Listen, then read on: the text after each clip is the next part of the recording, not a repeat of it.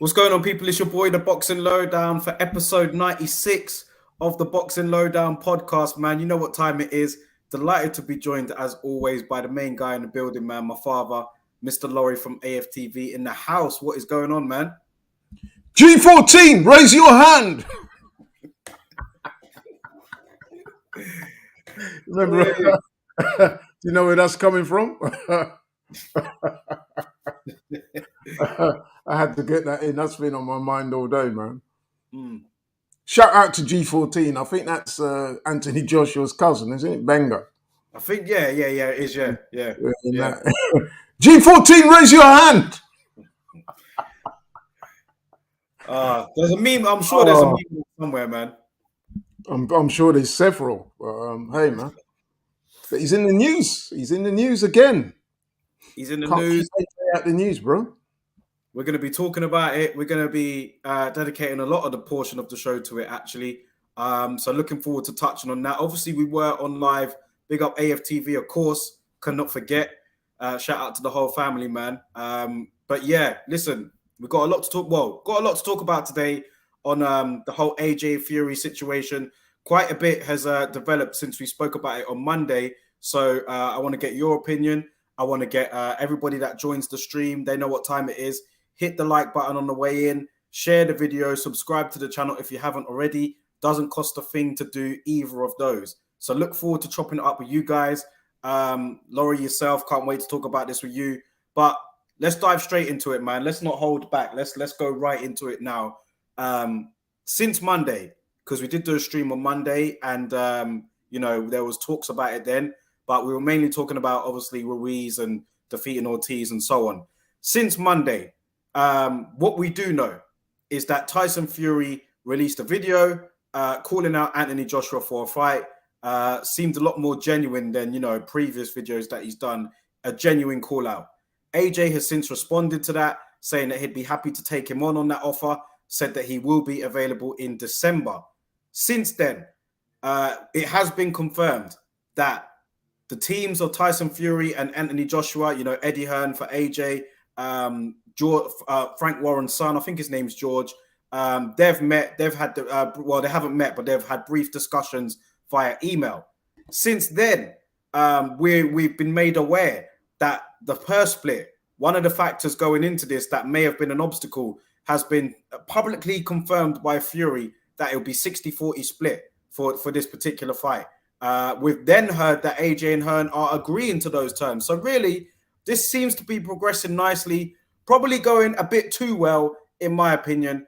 And, the pessimist in me is just kind of anticipating that something is going to prevent this fight from happening. I hope I'm wrong. But at the moment, all signs are looking pretty good. But, we've been here before. Yeah. You know what? First up, I want to say, and this is something that may surprise some people, that got a big up Tyson Fury, man. It's a PR masterstroke from Tyson Fury. Something that I wouldn't normally associate with him. Normally, he goes on these long, bizarre rants, one day saying this, not even the next day, could be the same afternoon, he's saying something completely different. Just makes me tune off. But this time, I was like, wow, you know what I mean? It was a serious video as well. He stood there with his 3 belts, spoke in measured language. There was none of this dosser speech, no epithets. It was just a straight call out, old-fashioned style. Kind of reminded me of remember back in the day, Vladimir Klitschko called out David Haye. And put a video out, and that went viral, calling David Haye out. And they did eventually fight.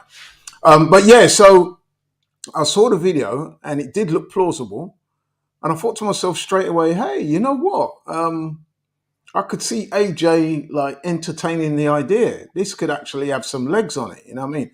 Although, a bit like you, the pessimist in me doesn't believe it will happen. You almost get the impression that somebody somewhere will find an excuse for this not to happen.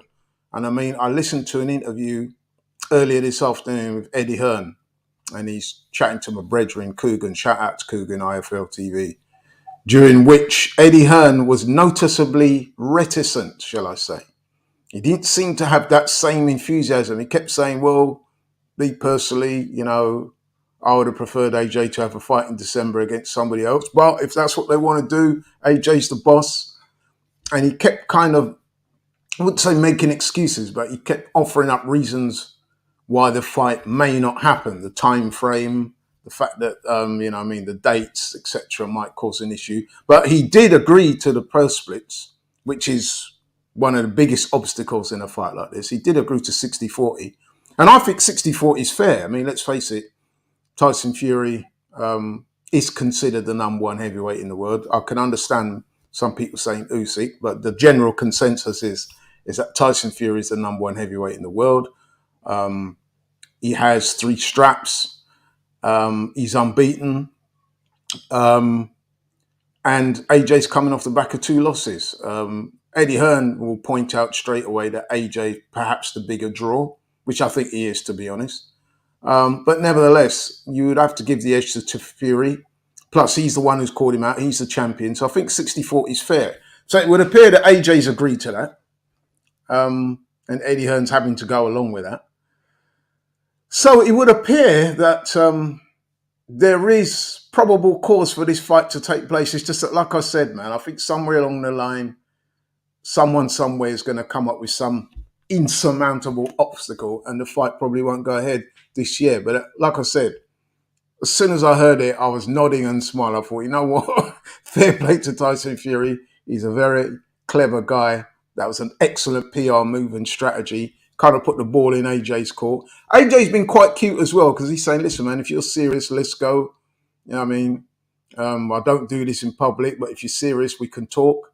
And AJ certainly seems to be entertaining the idea. And I do believe that AJ does want that fight.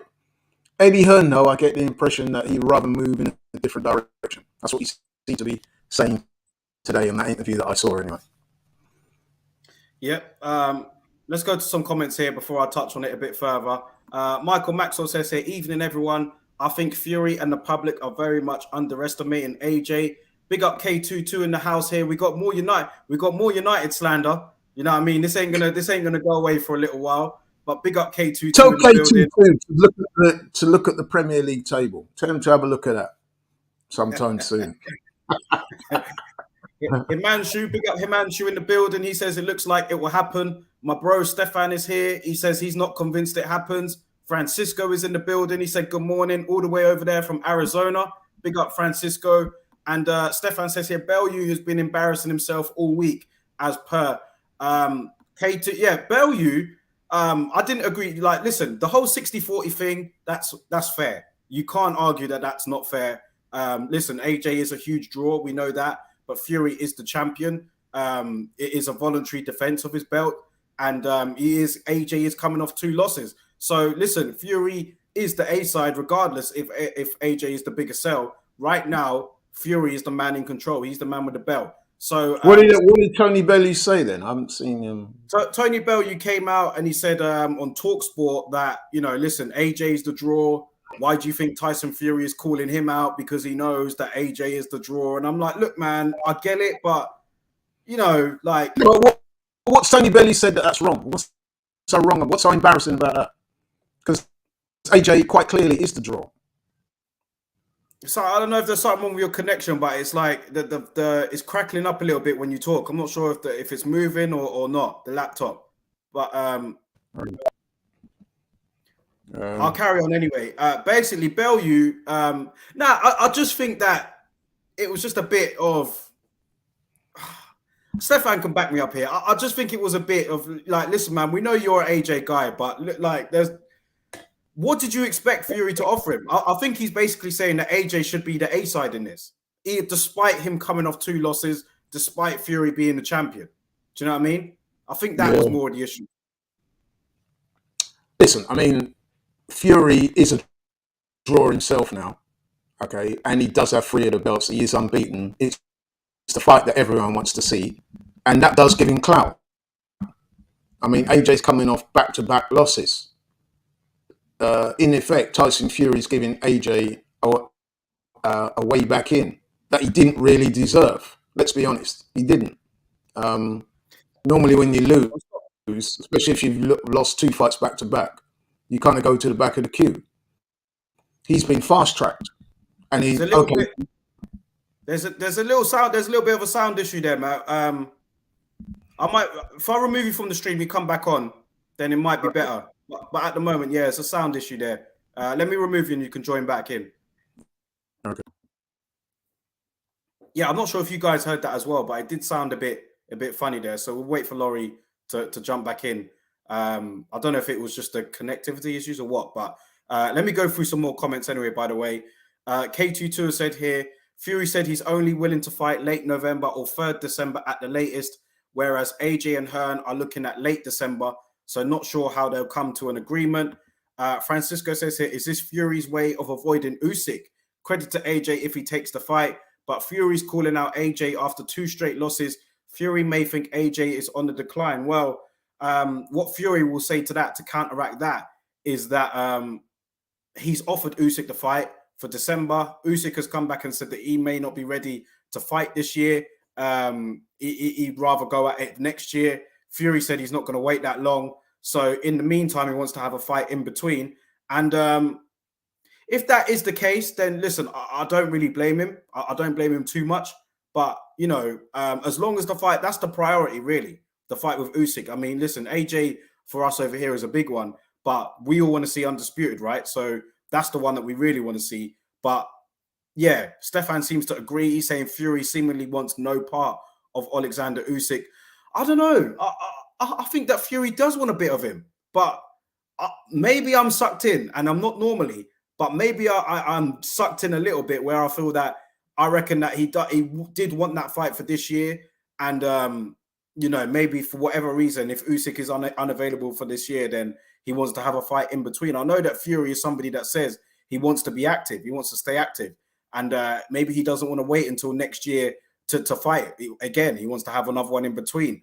I'm not sure. I'm not sure with that one. Himanshu says here, I don't know. I laugh every time when Fury calls AJ a bodybuilder, but like Stefan says here, I see a lot of. I'm seeing Charles posts on his story, and I'm seeing like he's really up for calling out Fury. And listen, Fury could very well be manipulating the public, but I don't know. I'm hoping that this call out of AJ is genuine. No one has got an interest in seeing Fury and Char. I mean, if you're the #1 heavyweight in the world like Fury is, then these fights just shouldn't be as a voluntary defense. I mean, what are we doing here? Like, this shouldn't even be called into question. But a lot of us are skeptical. A lot of us can see this sort of thing happening where Fury called out AJ, being very public with it, you know, wanting a fight to happen. It looks like on the surface, then for whatever reason, it doesn't happen. And then he uses that as an excuse to jump in there with Char. You see Char kind of building up the fight already. You wonder what them two have spoken about, if they have, about maybe, you know, trying to push that fight and kind of using this as a little sideshow to kind of, you know, AJ not suddenly be available to fight, and then Fury will fight Char. A lot of people can see that happening. You know, I'm not putting that past Tyson Fury at all. Michael Maxwell says here, credit to Fury, but I see AJ knocking out Fury. He's a lot easier to hit than Usyk. And you know what, Michael Maxwell? Quite a few people share that opinion. I'm not saying that Fury wouldn't be the favorite. Of course he would be. And, you know, he rightly would be the favorite. But styles make fights at the end of the day. Fury is totally different to Alexander Usyk. Different dimensions, different style. Like you said, he's a lot bigger, so he'll be easier to hit. You know, it's a totally different fight. And some people have always fancied AJ over Fury. You know what I mean? Like, styles make fights, as we said. Let me see if I can get Laurie back in here. How's that? I can hear you. Yeah, that's much better. Much better. Can you hear me?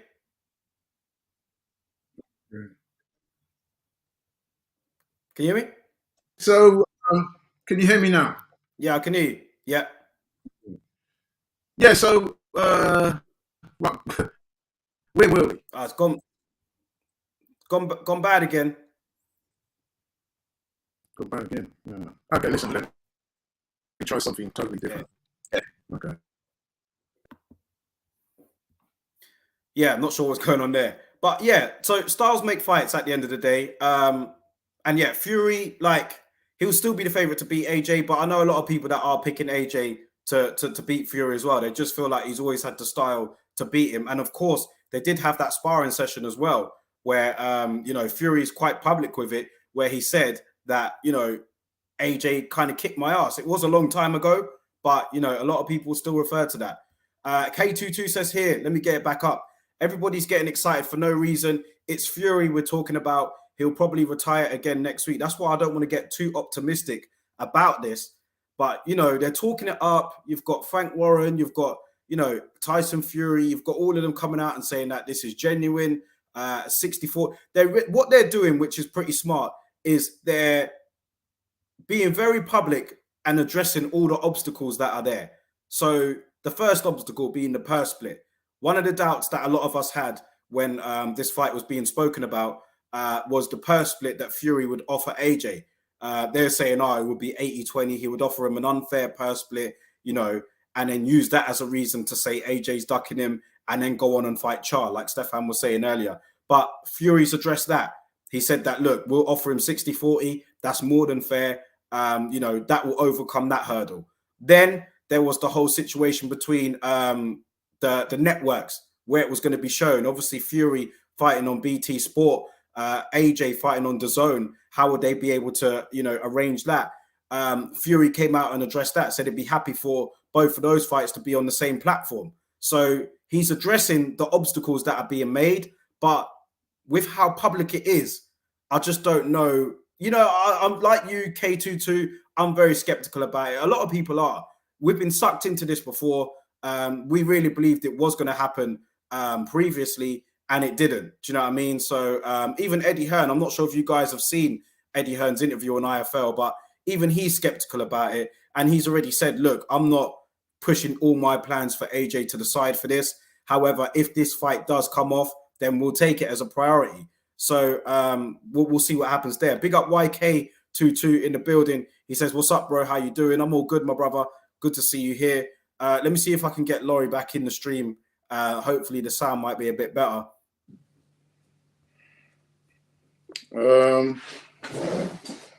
Gosh, I don't know what's going on. Well, the sound's a lot better. Oh, is it? What about the visuals? Visuals is good. It's all good. Yeah, so where was we? We're still on the subject of Fury and AJ. So a lot of people are skeptical about whether they feel like that fight will happen. You've said that you like what Fury's doing in terms of, the fact that he's addressing all the potential obstacles in this particular fight. And he's saying that, look, we're willing to make this happen. So there's skepticism amongst the boxing public, but you kind of like what Fury's doing in terms of putting it out there publicly. Do you honestly think, though, that it will happen? Yeah, I mean, like I was saying, I first and foremost, the thing that struck me about it was a PR masterstroke from Fury, as opposed to most of his other stuff that he puts out on social media. This was very different. It was far more plausible, and it came across as sincere, which is not something I can always say about Tyson Fury. And you could see why he would want that to happen. I mean, Usyk said that he doesn't want to fight before the end of the year, which is fair enough. He's had a recent heavy camp and a fight. There's lots of things going on in his country that we all know. It's all well documented. So you can imagine that his mind, he'll want to focus on something else for a few months. That's perfectly fair enough. AJ, on the other hand, has said that he wants to get back in the ring before the end of the year. Tyson Fury also wants to get back in the ring before the end of the year. He was trying to line up fights with Chisora. We're hearing Manuel Char and one or two other people that, let's be honest, man, those options that Fury had were not very exciting at all. I mean, let's be honest, man. Manuel Char, come on, bro.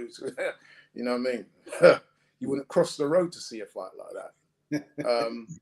So it makes sense, really, innit, to call out AJ and see if you can get that going. A fight that if you're Tyson Fury, you're going to think that you can win and win comfortably. AJ's coming off the back of 2 straight losses. So he had that meltdown in the ring. You don't know where his mental state's going to be at. So it would have seemed like the perfect time to call AJ out, which is what he's done. So like I said, it was a bit of a masterstroke, really. AJ, his pride, ego, and hubris is going to almost certainly say, yeah, let's do it, isn't he? Because he's not going to want to be seen to be ducking Tyson Fury. So if you're Tyson Fury, it kind of makes sense, that action. As I was saying before, though, I just get the impression that something or someone somewhere is going to ensure that this fight doesn't happen for whatever reason. And like I said, I saw an interview earlier today with Eddie Hearn. And whilst he was trying to say the right things about, yeah, we're interested, AJ wants to fight, I just got that impression from Eddie Hearn that he was not as, enthused about the fight as AJ and the fans are. He seemed to be saying, oh, we would rather him go in a different direction. Can you blame him after all the back and forth that went on last year or the year before with the whole negotiations for that fight? Literally, we all felt it was done. And then at the last minute, literally, we got told that it wasn't going to happen. So I guess I can understand his skepticism about it happening or not. But for me, it just seems very rushed. December, a huge fight of this magnitude. Okay, the venue and everything else is booked. But the two networks getting something sorted out, it just seems too good to be true. And I'm just like, I don't know, man. I'd love it to happen, but I have my doubts. I do have my doubts. And if you were to put a gun to my head and ask me to give you a straight answer as to whether this will happen or not in December, I'm saying no. Yeah, I can understand that. It's almost too good to be true, isn't it? It just come out of nowhere like a bolt out of the blue. And you're thinking, nah, that's a load of nonsense. And then all of a sudden, AJ said, yeah, you know what? If you're serious, let's talk. Now everyone's talking. So even that in itself has been a plus point for Tyson Fury, because everyone's talking about him in a positive way, talking about this fight. And if he doesn't end up fighting AJ, you know what he's going to do, innit? He's going to turn around and say, look, you see me. I came out there. I didn't have it. I didn't have to do it. Well, I've offered AJ a chance to get his titles back. You don't want it. Then he'll probably revert back to the dosser and you're a coward and all that nonsense. So, you know what I mean? It's quite clever from Tyson Fury, to be honest with you. One thing about Fury, though, he does do things like this and it has come off. Look at the Wilder fight. Remember when he took that first Deontay Wilder fight? Everybody was like, nah, no way is he going to do that. No way, he's not ready, he'll get destroyed and blah, blah, blah. He said, nah, I'm serious, I want it. And he did it. Do you know what I mean? He took it. So there is history of Fury, like, kind of shocking us in terms of like what he's going to do next and then going forth and doing it. So we should keep that in mind as well, because I remember during that time when that Wilder fight was proposed, 99% of boxing fans around were like, this is too early for Fury. He's just coming back from, serious mental health issues and a serious weight loss. He didn't look good in his previous two fights against Pianetta and those guys. Nobody thought he was going to go and take on Wilder, and he did. So let's put that out there. Maybe he is serious about it. No, I think he is serious, because I think, like I said, his potential opponents for his fight later on this year, they don't look very enticing at all. Derek Chisora and Manuel Charr, I don't know who else whose name he's thrown in the ring, but none of those fights don't do anything for anyone. I mean, especially Manuel Charr. I mean, come on, bro. You know what I mean? Like I said, most people wouldn't cross the road to watch that. And I'm sure deep down Tyson Fury is aware of that, which is why, like I said, he sat down and concocted something and thought, you know what, let me run with this. And it's worked because it's got everyone talking. There's a little bit of a buzz around the division. And let's face it, there is a possibility that it could happen. Yeah. Because, like I said, AJ, who's kind of been maneuvered into a position whereby he kind of has to say yes, doesn't he? Even if he didn't really want to. Because if he says flat out no, then you know how bad that's going to look in these YouTube streets. You know what I mean? But Eddie Hearn does have a point. I mean, AJ's coming off back-to-back losses. He had that mental breakdown in the ring that we've all seen, we've all talked about. So you don't quite know what mental state he's in even now.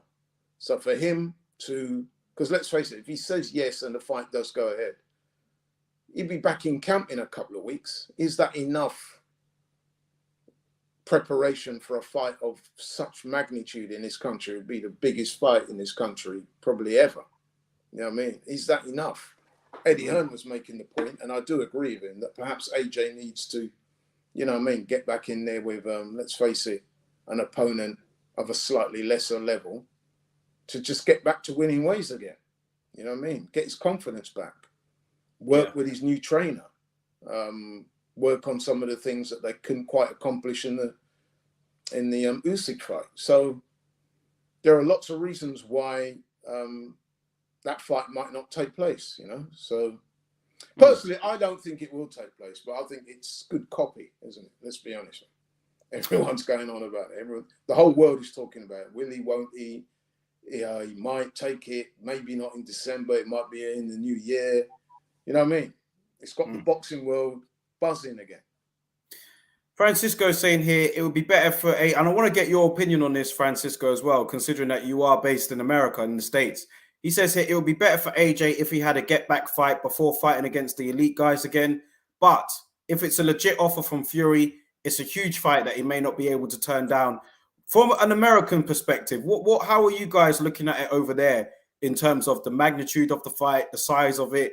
Will it capture the imagination of the American boxing public, as obviously it would over here in the UK? That's a question that I'd like to put out there for him. And I don't know what you might think about that, Laurie, but do you think that this sort of fight crosses over into, countries abroad rather than just the UK? Would it be that big over there as well? I'm not saying it'll be as big over there as it is here, but do you think it will capture the imagination over there? Yeah. To me, that's a massive fight. I mean, let's be honest, right? And this is not to denigrate Usyk in any way. AJ versus Fury is still a bigger fight than Fury versus Usyk. Mm-hmm. Don't you think? Let's be honest. I mean, I know some people could say, how could that be? Because Usyk's beaten AJ twice. But those of us who know boxing knows how it works in terms of marketability, the fact that it's two British heavyweights, you know what I mean? Aesthetically, it works. Financially, it works. Logically, it works. And yes, like I said, AJ would be jumping the queue. He would be getting a title shot that he didn't really deserve. But people won't really matter about that, you know what I mean? The boxing public have seen these types of things before. I mean, they're getting excited about Conor Benn and Eubank, which is a fight that I thought most people would shun. But look, apparently the interest in it is next level. So there you go. And that's not for no belts or anything. That's just bragging rights amongst families, apparently. So a fight like this for the heavyweight championship of the world involving two of boxing's biggest characters is bound to take off. You know what I mean? All over the world as well. Big up Obes in the building here. He says, good evening, guys. I don't think AJ should be entertaining this lion joker. Fire Goblin has said here, AJ's getting destroyed. Well, listen, it could happen.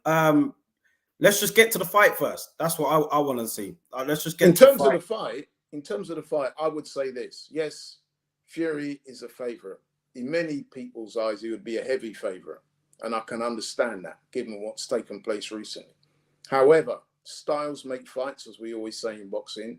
And I've always thought that AJ's style, or Fury's style, shall I say, represents something that AJ would find more easier to negotiate than, say, a Usyk. Don't say he's going to win, especially now that, you know, he's coming off back-to-back losses and his confidence is going to be low, let's face it. However, if you're AJ, you're thinking, you know what, that is a winnable fight. We all heard about the sparring session that they had many years ago. It was many years ago, when apparently AJ comfortably got the better of Fury, something that Fury's admitted himself. Yeah. So, you know, there you go. Obes has said here, I would rather AJ take a few comeback fights, build it with Garcia, do it the right way. Who knows? I mean, is he even going to be with Robert Garcia in his next fight or not? That door was left open, really. I don't think there's a conclusive answer there. But what Obes says there is absolutely makes sense, yeah? However, we all know sometimes in boxing things work a little different, you know what I mean? and this has come out of left field, it would be a chance for AJ to jump the queue and get a title shot that, like I said earlier, he doesn't really deserve. However, market forces dictate this fight.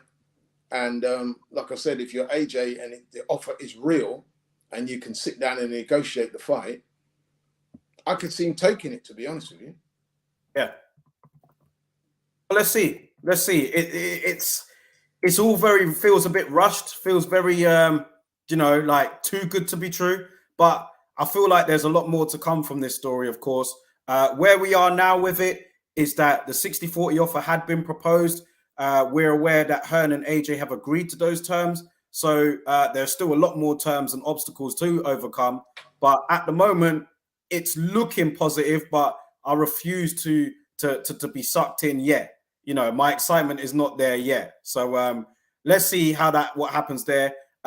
Francisco's answering our question here about the American. He says here, it's a big fight out here, but it's not undisputed. And AJ's coming off 2 losses. It takes some of the shine off it. The boxing public will welcome it, but I'm not sure about the casuals, though the casuals in America do like Fury. Yeah, what Francisco says there makes a lot of sense, actually. He's not wrong in anything he says there. And obviously he knows the American market better than we do. And like I said, let's just take it for what it is in this country. It's a massive fight. Like I said, the fight between Fury and AJ would do a lot better commercially than Fury versus Usyk, I'm sure. I'm not saying that the Fury and Usyk wouldn't do well commercially, but I'm just saying that knowing what I know about the British market, talking to people and, seeing the machinations and how things work, Fury versus AJ is still a massive, massive fight. It's a fight that the British public have wanted to see for a long, long time. We thought we were on the verge of it happening a year or 2 ago. Didn't happen. And now they've resuscitated it in some way, shape or form. And, if the fight does get made and the contracts do get signed, once that promotion goes into overdrive, trust me, by fight time, the whole nation will be gripped. Of that, I have absolutely no doubt. Yeah. Because they will find a way to sell it to people that AJ does have a chance, which he does. He does have a legitimate chance. He'll always have that puncher's chance. And like I said, man, the people have wanted to see this fight for years. For sure. For sure. Sometimes even, we saw that with Mayweather-Pacquiao then. Even though it came a little bit late, the numbers were ridiculous because people wanted to see it. Mm-hmm. So you can kind of file it under that type of fight, you know what I mean? That type of interest. Even Lewis and Tyson back in the day, man, that fight happened way too late. But, you saw what it generated. You saw the sort of numbers it generated. So, let's see what happens. Obes is saying here, want to see a fight, they want to see the fight, man. That's what we've learned. You know what I mean? If they want to see it, they want to see it. Obes is saying here, Obes is saying here, where does AJ go if he loses to Fury? Well, that's the big thing. But what if he beats Fury? What does Usyk do if AJ beats Fury? Because who's going to want to see a third fight between them? Even if AJ beats Fury, do you really want to see AJ in with Usyk a third time? I mean, it probably would happen, but would you really want that? That's the thing. No, I wouldn't really. Usyk has bested him twice. No, I wouldn't. Listen, if AJ does lose to Fury, then I guess he's got the Wilder fight left. He might have the Dillian fight left. Which is why, like I said, as much as my interest has been piqued by the talk, somehow I don't think it will happen. I think you'll see AJ in. Listening to Eddie Hearn today, he mentioned Dillian Whyte's name several times and Wilder a few times. It would appear to me, man, that he would rather steer AJ in that direction, Dillian Whyte. The rematch. It would be the third time they would have fought. They're one each. Dillian beat him in the amateurs.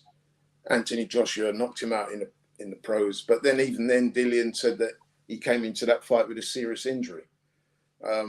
If AJ was to fight Dillian in this country, later on this year. It is an intriguing fight because they're both coming off losses. We all want to see what AJ looks like. We all want to see if Dillian has anything left. So there would be interest in that fight. And then there's the grudge match aspect of it. And I'm sure Dillian will do plenty of talking in the lead up to that fight to make people think that he has a chance. So people would watch it. I mean, let's face it, me and you would watch it. So, you know, AJ does have options. He always will because, you know what I mean, people like seeing him fight, I guess. Big up Quan, big guns in the building here. He says, I hope AJ knocks out Fury. Stefan says here, AJ accepts 60-40, but wants 60-40 in his favor. So, yeah, 60-40 for the first fight in favor of Fury, but he wants 60-40 in his favor for the rematch if he was to win it. Wins. Yeah, and that 50-50 on offer for that. December the 17th is the date that he wants, but the offer was for November the 12th. Fury now says take it or leave it, November 26th or December the 3rd. So here we are, like we're literally hitting blocks already. This is what I'm saying. This is what I'm saying. It will be one of them that they will find a way for this not to happen. Yeah. And then what will happen, Daryl, you know as well as I do, both sides will be blaming each other and saying, well, look, I made it clear I wanted it, blah, blah, blah. And then it will just end in recrimination. And then I would imagine Tyson Fury will take to social media and it will be an expletive-laden rant in calling Jay and Eddie Hearn dossers, they're cowards, they're scum. I wanted to give this fight to the British public. They didn't want it. They're not real people. You know what I mean? Yeah, I can see it coming. Yeah, I could see it ending up like that. But I don't know, man. But like I said, initially, shout out to Tyson Fury. It's very clever PR strategy. Yeah. Let's move on, man. Let's talk about the fight this weekend, man. Really looking forward to let's talk about a fight that really is happening. Yeah, that is actually happening. Very good show from Boxer. All-female card, headlined by the undisputed title fight between Claressa Shields and Savannah Marshall. Listen, man, I remember when we were talking about this fight and we were talking about Taylor and Serrano. Both fights were being spoken about at the same time. Obviously, Taylor and Serrano has already happened. Now we can look forward to this here. For me, man, nothing will beat the commercial value of Taylor and Serrano. But this particular grudge match here, really looking forward to this, man. It's got history. They don't like each other. The whole card, I like the whole female, you know, like all the female fights on the card. I like the chief support. That's going to be a great fight as well. That's a grudge match as well. But this fight right here between Claressa Shields and Savannah Marshall, man, really impressed by both of them. I've always been a fan of Claressa Shields. However, certain things that she says, it can like, yeah, less said the better. But in terms of her in the ring, fantastic to watch. I think that she really is helping to transition the game along with the likes of Katie Taylor and Amanda Serrano and the rest of them. But Savannah Marshall, brilliant to watch as well. You know, has real, legit knockout power, putting girls to sleep. Do you know what I mean? So this is a great fight. There's history. Savannah Marshall obviously beat her in the amateurs. That was 10 years ago, though. Yeah. Mind you, I've got a call time in you there. I actually saw. Yeah, I knew you were going to say that. I ain't seen it because when I went on YouTube to watch it, the video has been taken down. All right. I was lucky then because as soon as it went up, I watched it. And Daryl, no cap. Stefan said the same thing. There is no way Savannah Marshall won that fight. That was a heist. Stefan said the same thing. Bro. Was it that bad? Was it that bad? Yeah, it was that bad, bro. Why has she never said that then? Why has Claressa Shields never really said? Claressa Shields has always maintained that she won the fight. I think the reason maybe she might not have gone overboard in it is that she probably didn't want to appear to be making excuses. People say, because you know what it's like with these amateur fights. You will always hear fighters say, yeah, I lost that, but really I won. You know what I mean? It's become a common theme. But I've got to say, I sat down and I watched all 3 rounds, and seriously, and it was interesting because after I watched the fight, I went straight to the comments to see if there was any, and I don't think I saw one person say that she won it. But anyway, that was a long time ago. Sky have taken it down. Yeah. Sky have taken that. From what I've seen, I can't watch the video because Stefan sent it to me today, and I couldn't watch it. Yeah, maybe they've taken it down because they know. Maybe they've watched it and thought, actually, this is embarrassing. Because to me, I was actually quite surprised. I was like, right, you didn't win that, Savannah. I was like, nah, come on, bro. You never won that. And it's interesting because over the years, I've noticed that Savannah Marshall has never really made too much of the win, has she? Not really, no. Is that because her personality is such that she Probably tends not to do that?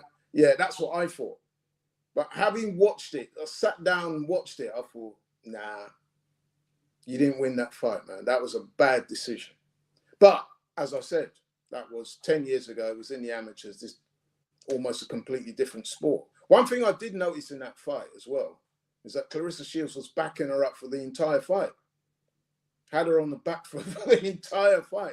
So I'm interested to see how Saturday will go, whether those tactics will come to fruition again. I think that's going to be important, that the ring generalship and who dictates the pace, and because who's dictating the pace, who's controlling the middle of the ring.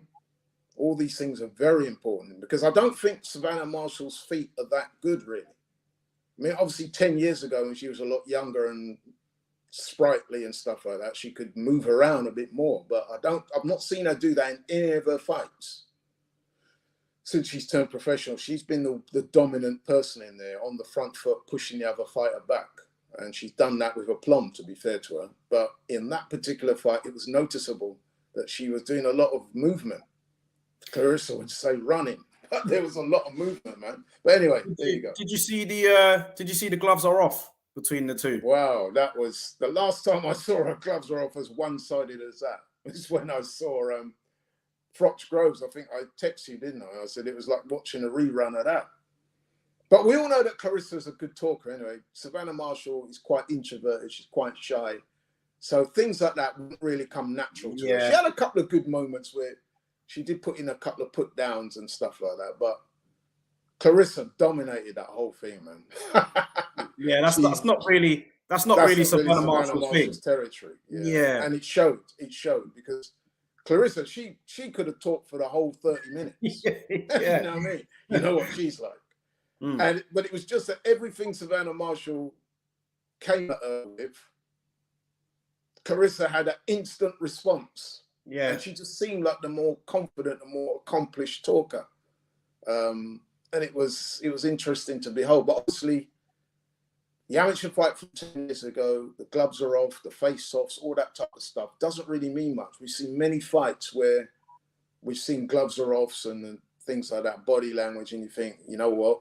I remember the Kell Brook Khan. I remember me and you was going back and forth over that. You thought that Khan he did. easily got the better of Kell Brook. And I remember saying to you, but Kell's not a talker. Which, again, that's true, isn't it? Kell Brook fights way better than he talks. We all know that Kell's not an accomplished talker. He's not very articulate. Bless him. But getting the ring now, it's a different matter. So could that be the case on Saturday? Let me address some thoughts I have ahead of Saturday. Right now, like I said, really looking forward to this grudge match. Undisputed, all the belts. I just want to know how. And I think Savannah Marshall, I really enjoy watching her. I think she's undefeated, got a terrific knockout record. What will the occasion be? Will the occasion get to her? Because I know what her personality is. She's not very out there like Claressa Shields is. She's introverted.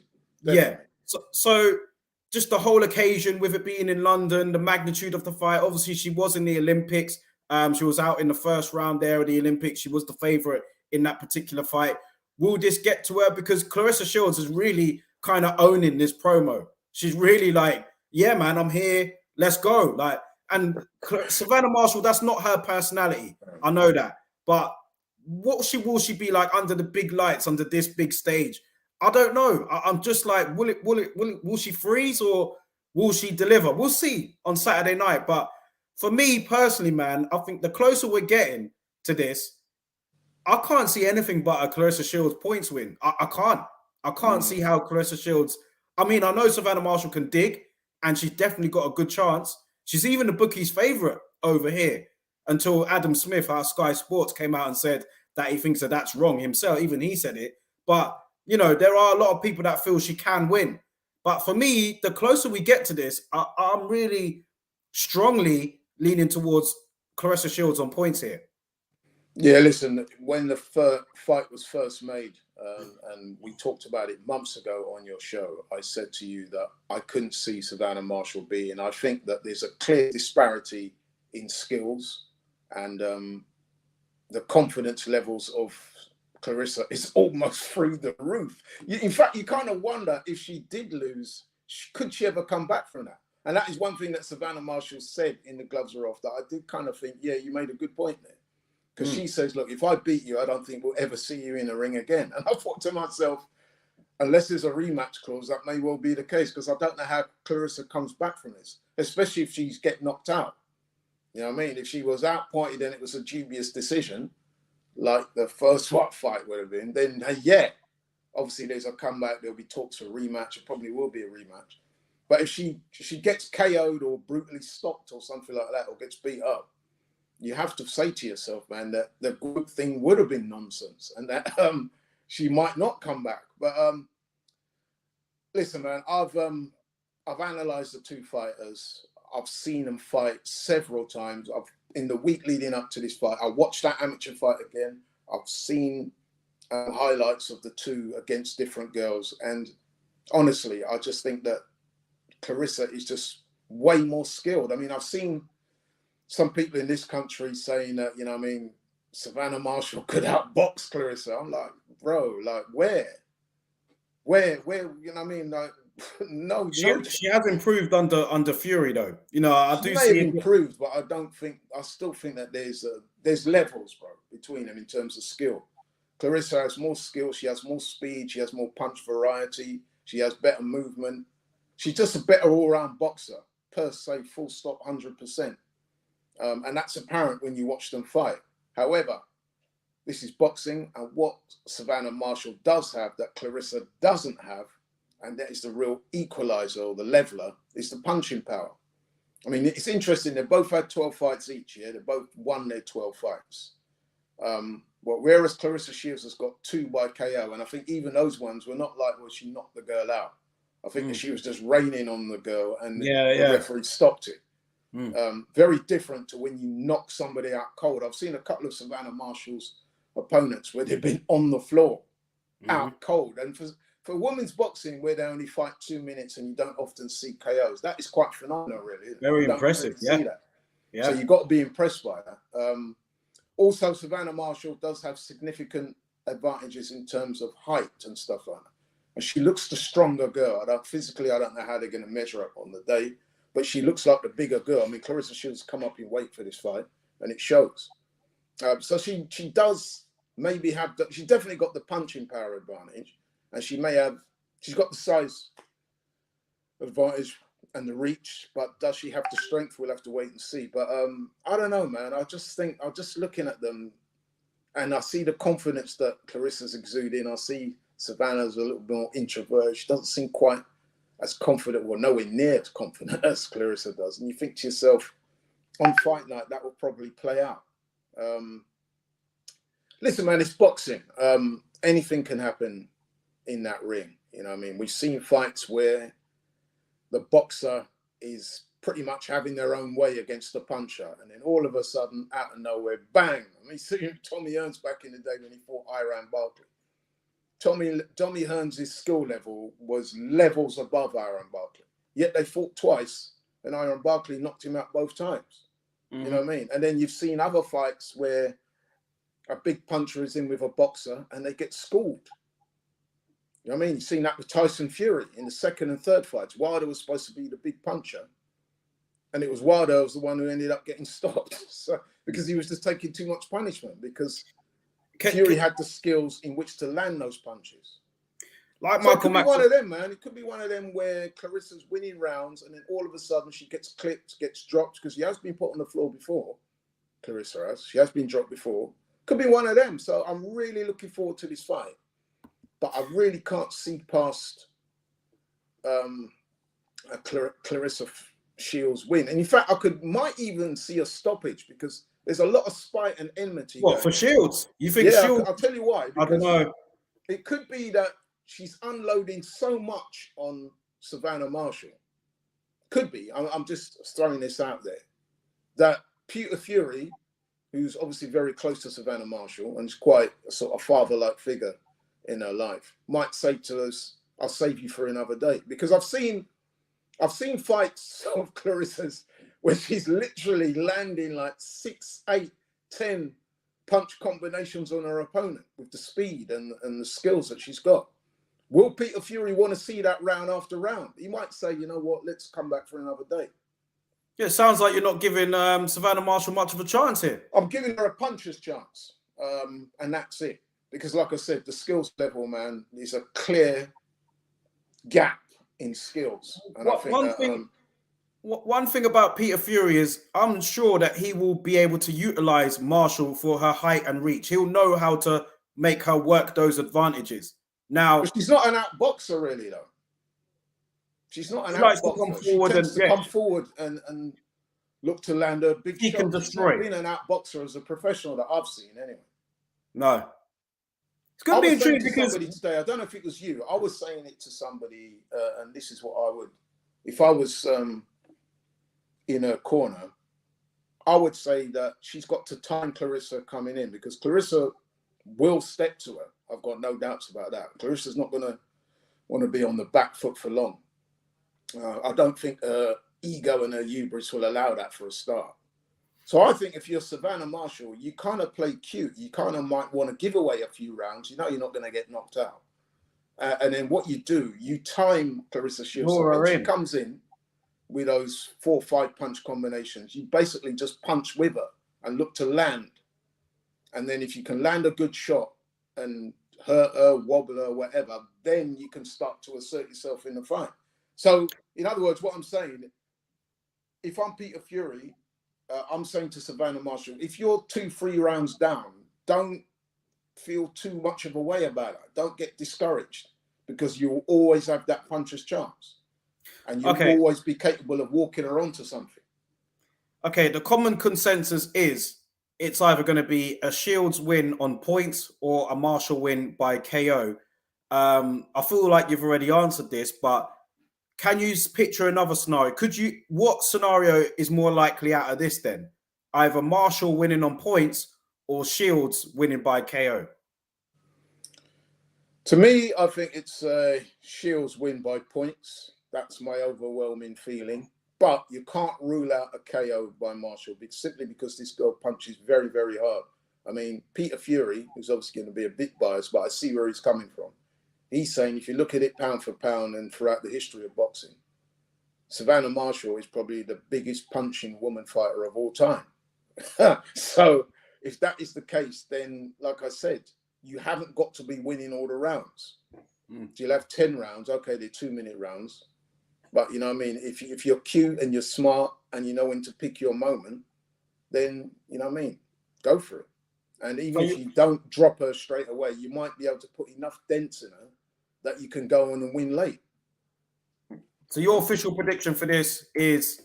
I'm going by a wide decision for Clarissa Shields. I think that the skill, like I said, man, her skill set is on another level. Her confidence appears to be on another level.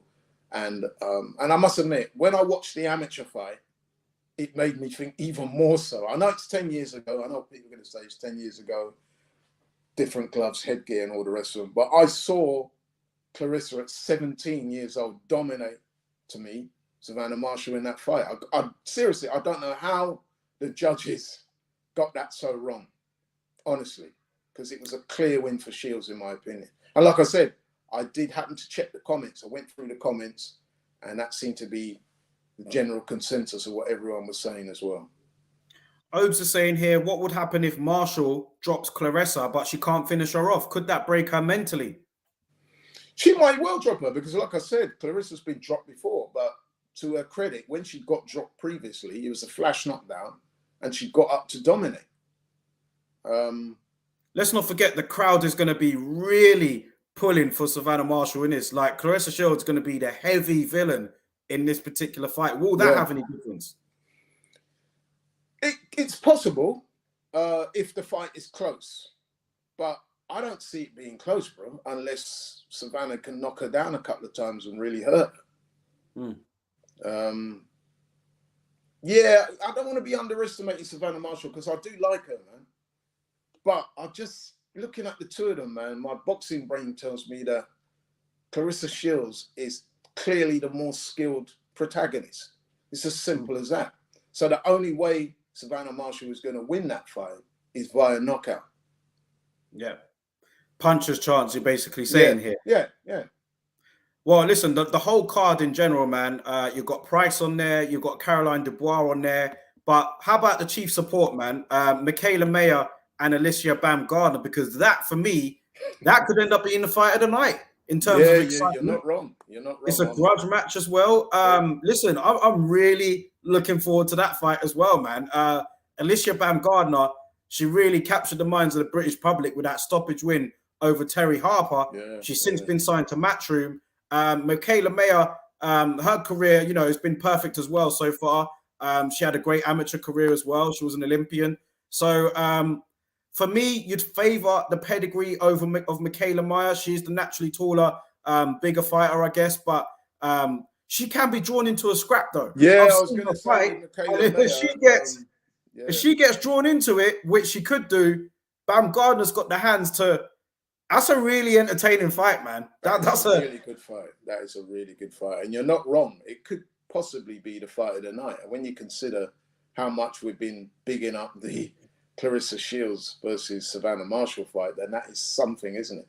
But you are so right in what you said there about Michaela Mayer. I watched pretty much all her fights, and I have noticed that there's a common theme that she will at first look to establish her jab and use her range, but as the fight goes on, you will see that she likes to almost give up her height and try and assert herself over her opponent. Now, listen, I'm sure she will start off boxing to instructions, but it could be that, you know what I mean, she could get lured into a bit of a slugfest. Now, if she gets involved with a slugfest with Baumgardner, it could be a very difficult night for her. But I'm kind of leaning towards Michaela Mayer. I do think that, again, of the two, she does have the better skills. She has the advantage in terms of height and reach. And if she can utilize those, I think she can win a close decision. I think this is going to be a close fight, man. We say that. It could be one of them where you come away from it thinking, what did you prefer? Who was the sharper? Who landed the better shots? You know what I mean? We say that, but that knockout that Baumgardner scored over Harper, up until that knockout, Baumgardner was winning every round. It's not like that's what I'm saying. Yeah. So, I was impressed by her that night. And again, bit like Claressa, I like her confidence, man. I mean, don't get me wrong, Michaela Mayer's not short of confidence either. Very well-spoken fighter. Do like her, looks good. They both look great. And they talk great and they fight great. This is a can't miss. And like you said, Daryl, this could well be the fight of the night. Yeah. Because like I said, I don't know, man. I just... someone's going to clip this if it goes wrong and say, look, but I just look at the skill set of Claressa to Savannah Marshall, and it's a couple of levels above her. I wouldn't say that, even though Michaela Mayer would appear to have the better skill set against Baumgardner. The disparity is not as much between those two, which makes it a closer fight, in my opinion. So, final predictions from you on both of the chief support and the main event. Claressa Shields, wide point decision. Michaela Mayer, close points decision over Baumgardner. Close decision or even a draw. I can see it be one of them where you're looking at it and think, well, whose action impressed me the most? It could be one, because like you said, Daryl, it's not just the punching power that impressed me against Terry Harper. In the lead up, before she landed that big right hand, you could see she was looking for that a few times, and she did land it. She landed it a couple times as well. Before. Yeah. And I was listening to an interview, funny enough, with Terry Harper. It's quite an honest and forthright interview that she gave a few months ago now. And she's talking about that fight with Baumgardner, and she said that she couldn't believe how strong Baumgardner was. She goes, even some of the punches that were jabs that didn't have that much weight on them, she felt them. She said, I don't know whether it was because it was one of those nights, but she goes, I was immediately impressed with how strong she was physically and how hard she hit.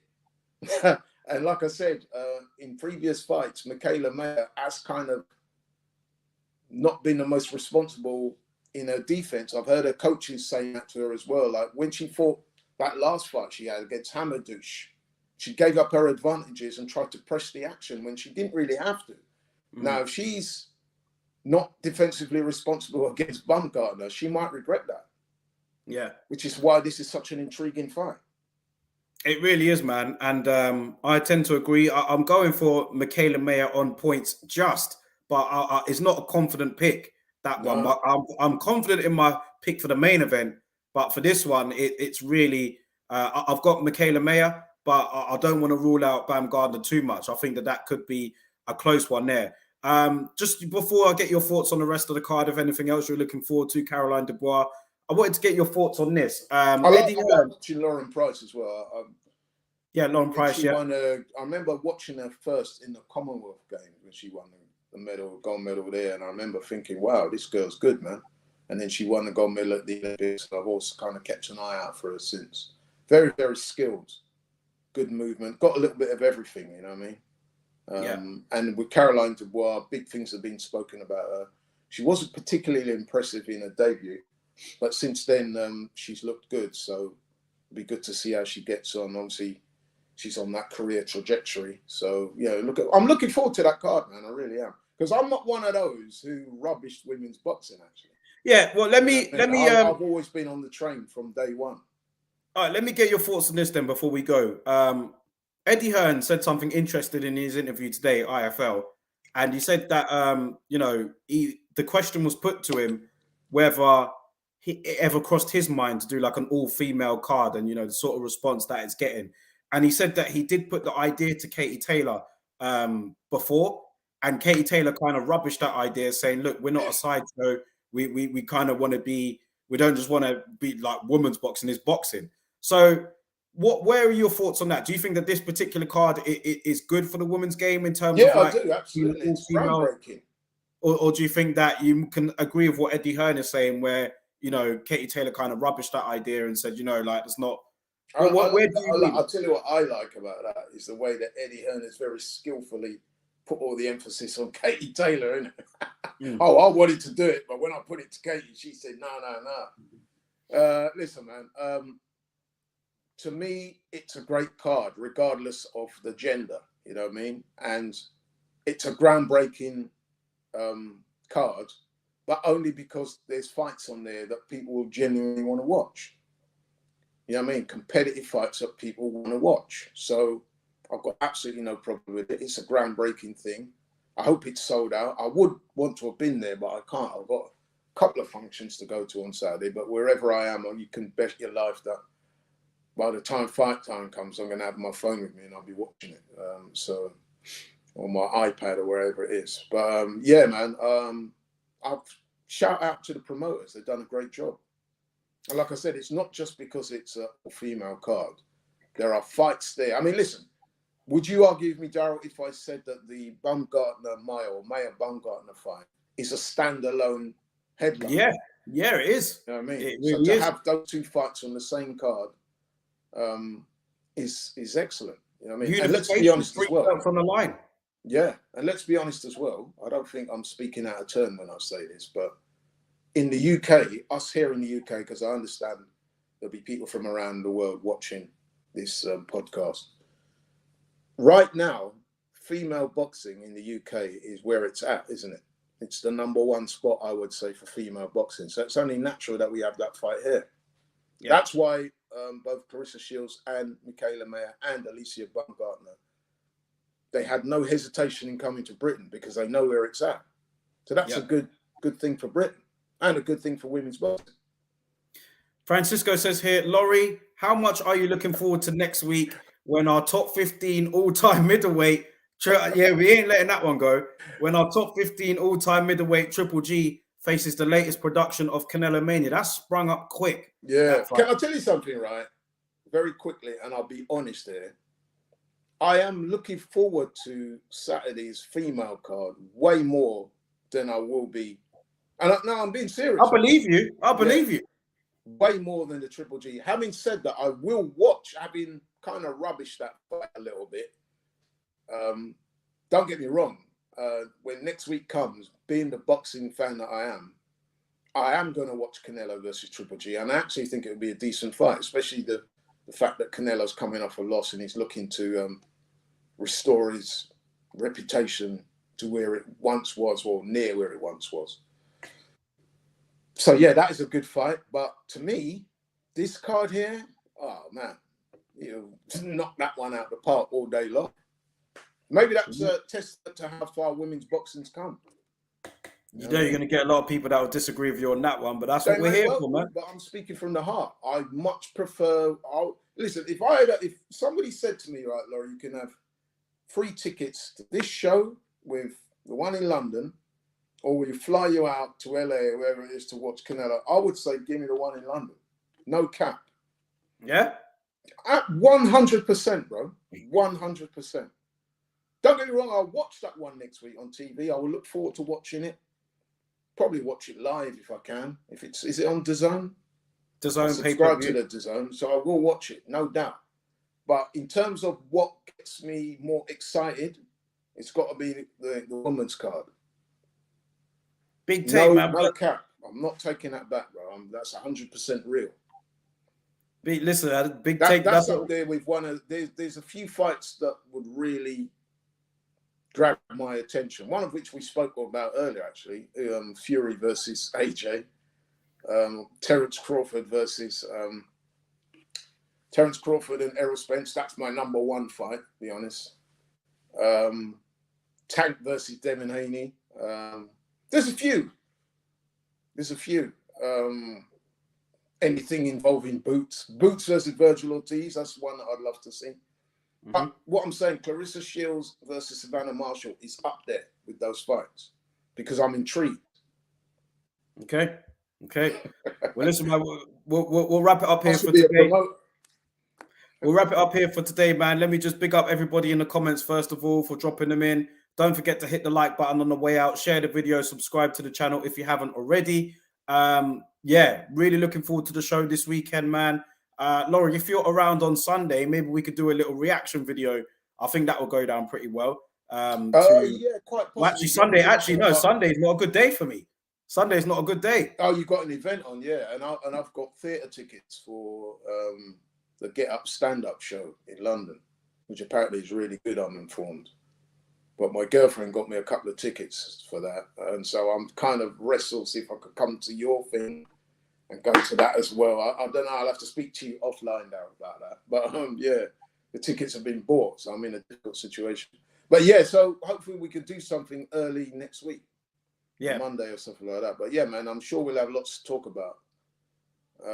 One of those fights on that card is definitely going to be controversial, I reckon.